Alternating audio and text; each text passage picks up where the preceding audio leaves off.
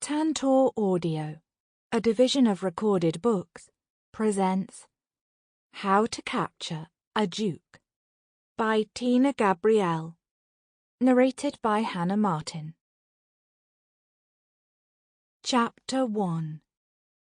May 1829. Kent, England. Lady Olivia Swift escaped down the gravel path toward the stables. She glanced back at the magnificent country home, where currently a dozen guests were enjoying the Duke of Keswick's hospitality at his house party.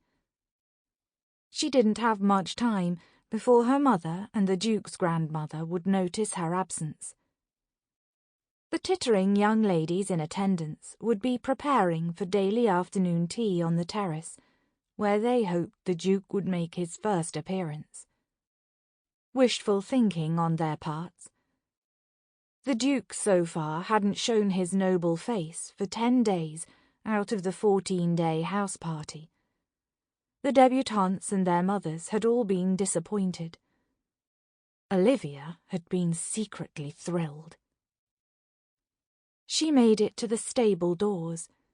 Inside, the warmth enveloped her, and the distinctive smell of leather, horse, and clean hay heightened her senses and quickened her pulse. Heaven! The Duke's stables were indeed stunning. Row after row of stalls housed beautiful horses, mares, stallions, and geldings. Each served a different purpose, whether it be for racing, hunting, or pulling the Duke's crested carriages, curricle, or high-perched phaeton. The value of the horseflesh would turn the dealers at Tattersall's green with envy. Olivia stepped up to the stall of a brown mare to stroke her velvet soft muzzle. "Hello, pretty. Would you like a treat?" She held out one of the apples she'd pilfered from the kitchens that morning, and the mare's big brown eyes blinked once as if to say, "Thank you." Then she ate the fruit from her hand. The Duke's estate was over 20,000 acres. The manor home looked like a small castle with its white carved stonework, elegant pillars, and window frames highlighted with gold leaf that caught the setting sun. Dozens of gardeners maintained the sculpted gardens, boxwood hedges and flowering shrubs, which bloomed in every colour and perfumed the air. Numerous ponds, fountains, and classical sculptures decorated the lovely gardens. Olivia longed to ride through the vast lands and gallop across the fields.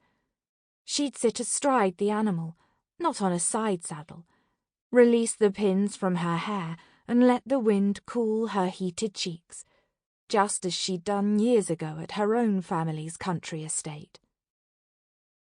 Her eldest brother, Matthew, would have adored this stable, would have understood her need to escape the house and the lords and ladies within, to escape the pressure of her mother's efforts to find her a suitable husband, hopefully the Duke. But Matthew was dead. He had been thrown while racing his own curricle. A pang of familiar sadness pierced her chest, and she stepped back from the brown mare. That's when she saw him. A massive stallion in the last stall, hidden from sight. Over 17 hands tall, he had a sleek black coat that gleamed beneath a ray of afternoon sunlight shining through the open stable doors. He took away her breath. She approached.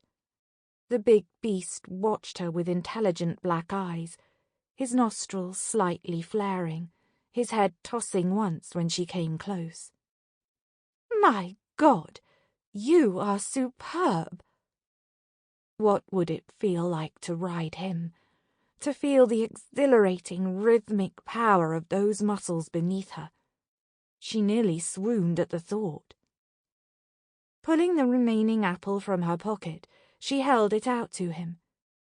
"May I touch you?" She tentatively stretched out her hand, careful not to move too swiftly and startle the animal. Stop! Olivia jumped back. The guttural masculine command was harsh, and heaven help her, menacing. She whirled to find a tall man storming toward her, his face a mask of annoyance. His chiselled features, strong jaw, hawkish nose, and dark eyes spoke of strength and confidence. His dark hair, slightly longer than fashion dictated, brushed his collar. Their gazes clashed and her gut tightened. "What are you doing here?" he demanded. He had to be the head groom. He spoke with such command. He must know she was a lady from the manor, a guest at Rosehill. Her muslin walking dress and silk slippers bespoke her station, as well as if a majordomo had announced her at a ball. "I wanted to see the horses," she said, hoping her voice sounded steady beneath his hard stare. He stalked closer with a predatory confidence that heightened her unease. "You should be back at the house." He kept walking until he was within an arm's reach of her. Beneath that stormy stare, her heart pounded so fiercely in her chest she feared he could hear it. She noticed more about him now. His body was muscular, like the type of man who rode all day and worked hard. His broad shoulders rivaled the pugilists in her brother's boxing ring in the back of the casino, the Raven Club. She wasn't easily intimidated, but this man... She forced aside her misgivings. He was a groom, and she was a guest. Raising her chin, she met his steely gaze. "I want to ride the stallion. I need a groom." He pierced her with a hard stare. "No one rides Atlas but the Duke." "No one?" "His stable, his rules." Her confidence returned along with a good dose of anger. "Fine. Would you kindly ask His Grace if I may ride the black, then?" He shook his head. "His Grace is not here." An obvious fact. "When is he expected to return?" "He does not confide in me." She noticed two things. He spoke properly for a head groom, but his speech was not perfect. He stammered over certain words, struggled to form them. She'd had a young maid with a similar speaking condition. Olivia had been pleased with the way Cynthia had dressed her hair, and the girl had been more than pleasant. But Olivia's disciplinarian father, the old Earl of Castleton, had found the girl's speech off-putting, and had dismissed her without a reference. She would have assumed a man as powerful and wealthy as the Duke of Keswick would demand a well-spoken head groom. There was only one explanation. He must be exceptional with the horses. Olivia clutched her hands before her. "If I'm not permitted to ride Atlas, then I wish to ride another." "No."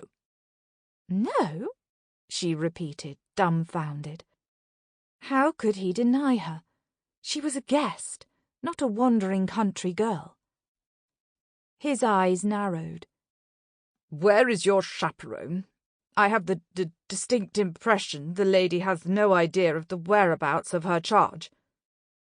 Her chaperone, her mother, indeed had no idea where she was, and would have a conniption if she knew Olivia was having a heated argument with a groom, rather than preparing for the unlikely appearance of His Grace at the house party.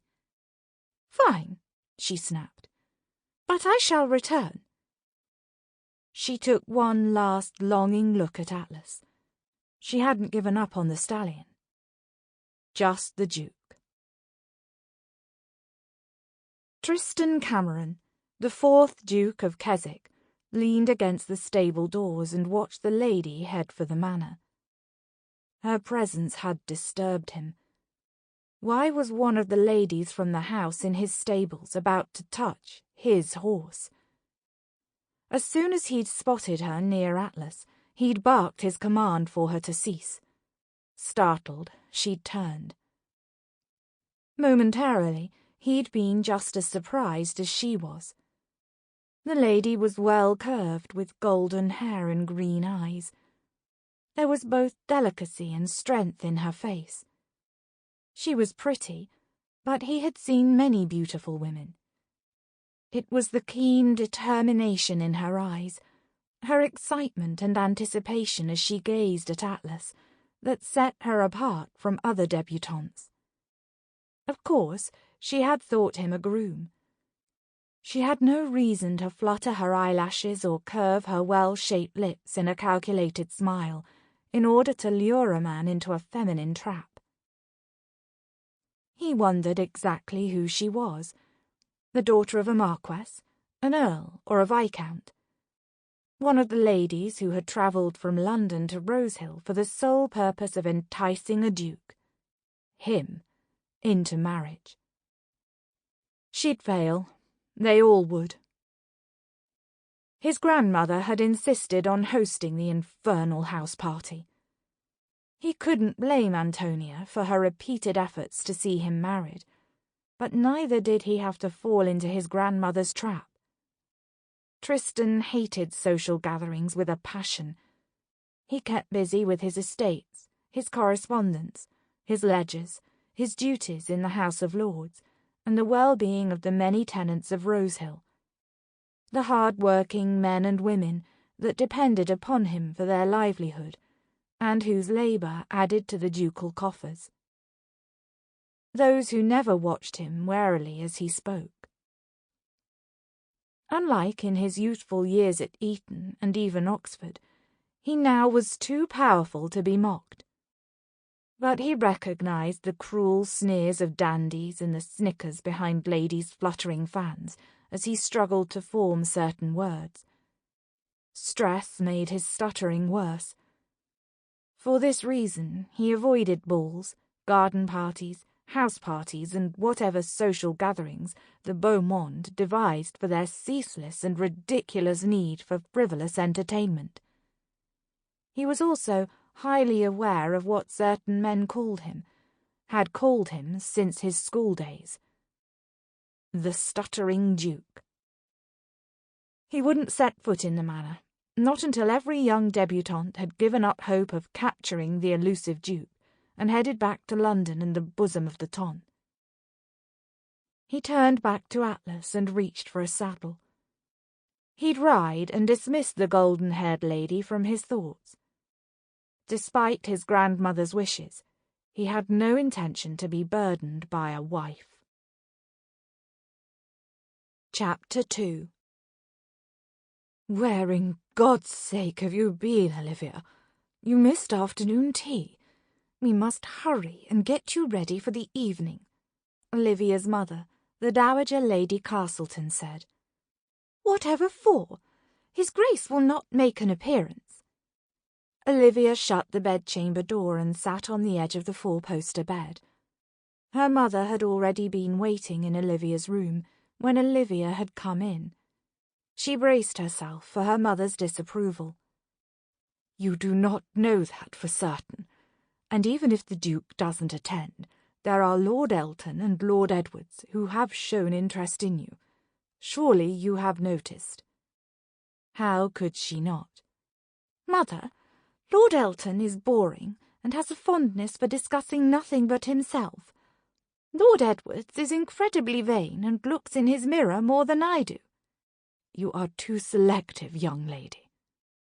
Her mother's lips thinned in a line of disapproval, and she began to pace the oriental carpet.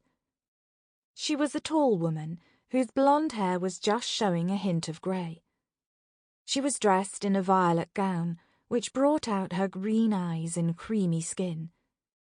She'd been a great beauty in her youth, and had captured the Earl's interest during her first season.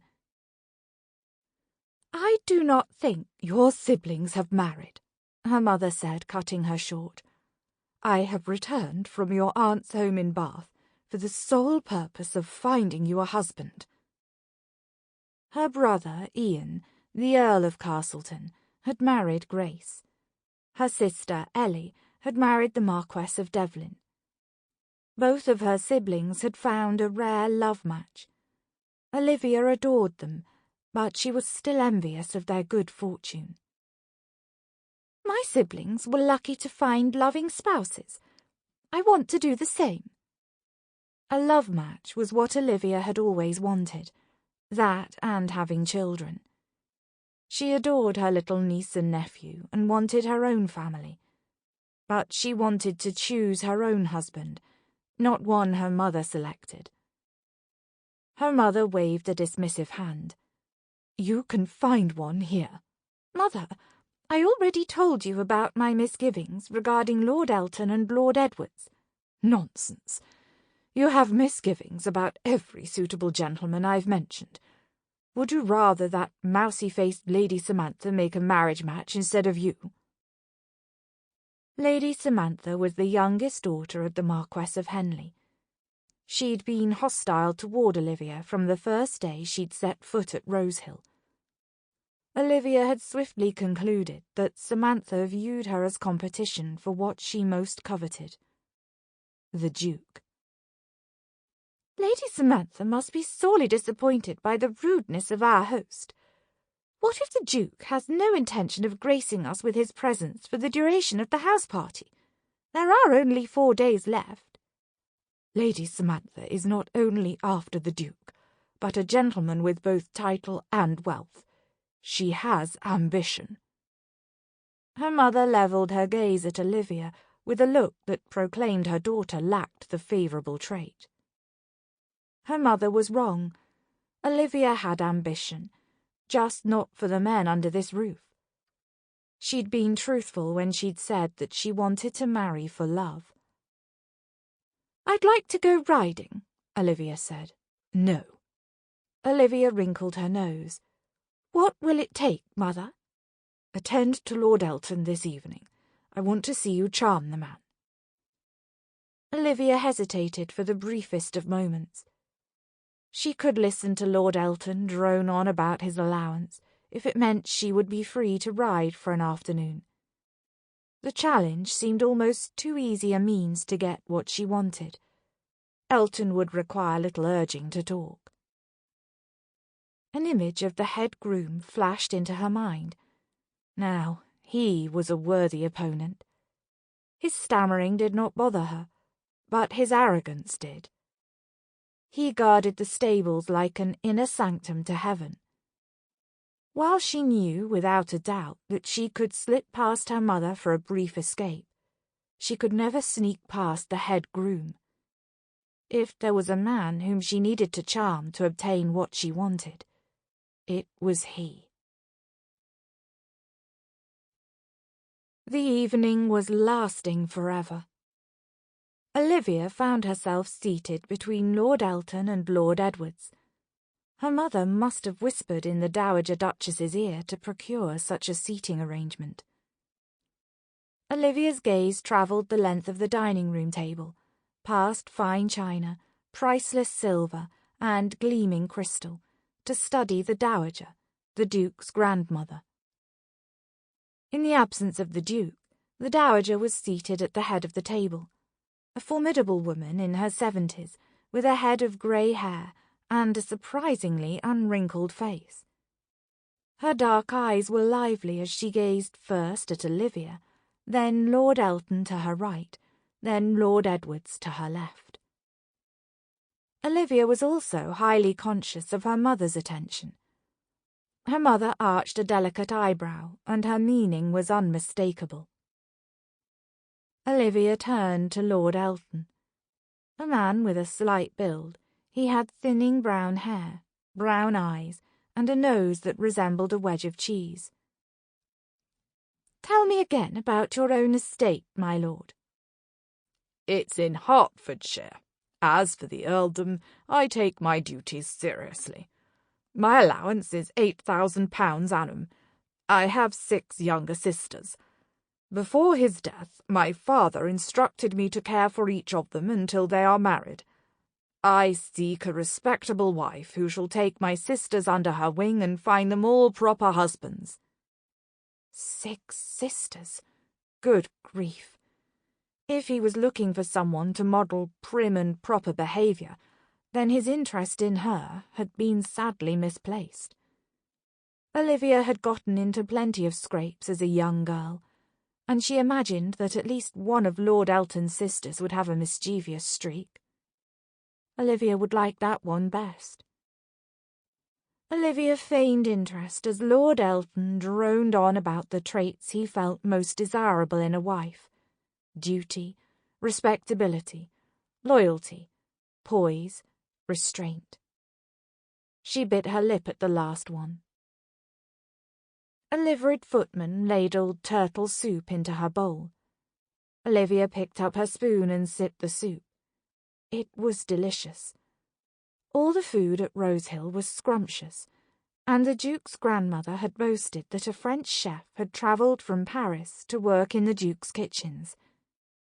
England may have had its fair share of wars with France, but a French chef in an English kitchen was none the less prized.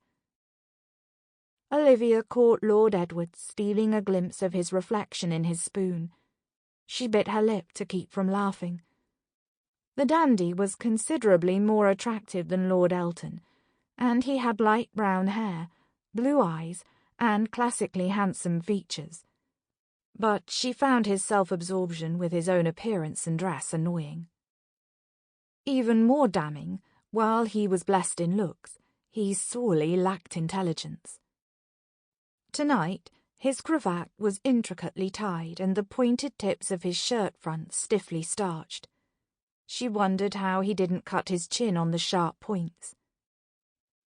Olivia looked away, catching Lady Samantha's narrowed gaze across the table, the woman's diamond pendant necklace dazzling beneath the candles of the chandelier.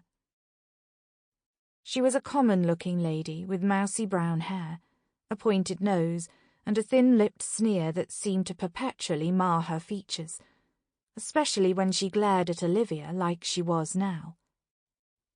Maybe if Olivia said a kind word, the harpy would not be so mean.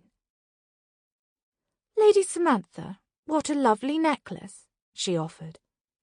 Samantha touched the stone with a dainty finger and lifted it an inch. Both Lord Elton's and Lord Edward's gazes went to her bosom. "The diamond was a birthday gift from my father," Samantha said, her lips curving in an insincere smile. So much for being nice.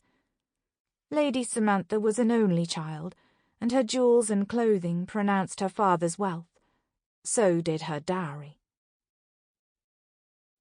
After several more courses of fowl, fish, and vegetables, Olivia thought her head would burst from enduring Lord Elton's dull conversation. Still, she was careful to maintain her smile and nod every few sentences as if she were enwrapped, conscious of her mother's eyes across the table.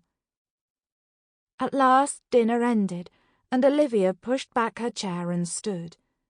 She wanted to escape to her bedchamber to read a book before retiring for the evening. But manners prevailed. The men took themselves to the library to enjoy glasses of port and smoke cigars, while the ladies sat in the drawing-room.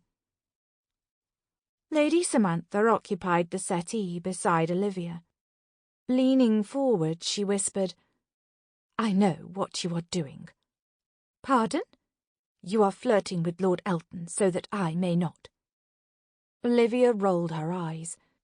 "You cannot be serious. You may have him." Samantha stiffened. "Do not be coy. You should know that I never lose." Unable to help herself, Olivia laughed in the woman's face. She found her more humorous than threatening.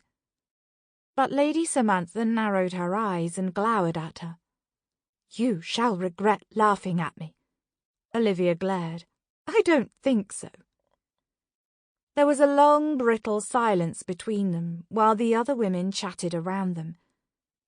Olivia wasn't one to be easily cowed, but a cold knot formed in her stomach at the flash of hatred in Samantha's eyes.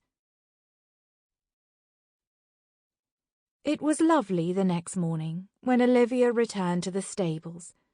Not a cloud dotted the blue sky.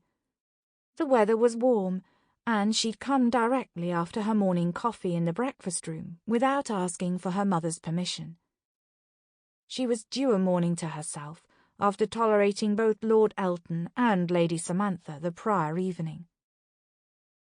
This time, when she stepped through the stable doors, she scanned the area for the head groom.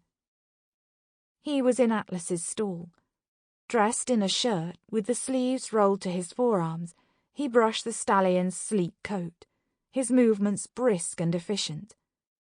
His forearms were muscled, his strong legs encased in buckskin. She hadn't imagined his size. She cleared her throat and he turned. One dark eyebrow shot up. "Lady Olivia." She was momentarily dumbfounded, hearing him say her name. She'd never offered her name, and it was delivered unhesitatingly, without pause. A lock of dark hair fell rakishly across his brow. Lord Edward's had styled his hair similarly, but the groom's was not by design and looked much more masculine. Edward's and other dandies of the ton would be green with envy. She swallowed her trepidation. Unlike the first time, she would not allow him to deny her. "I'd like to ride. Kindly saddle a horse and arrange for a groom." Had she been riding in Hyde Park during the promenade hour, Olivia would take her maid as a chaperone. But here, in the country, it wasn't required.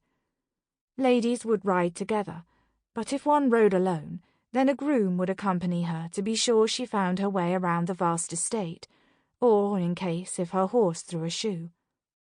"No groom." He didn't bother to stand and face her, just shook his head and continued to brush the horse. Her stomach dropped. Was he to deny her? Again? "What do you mean?"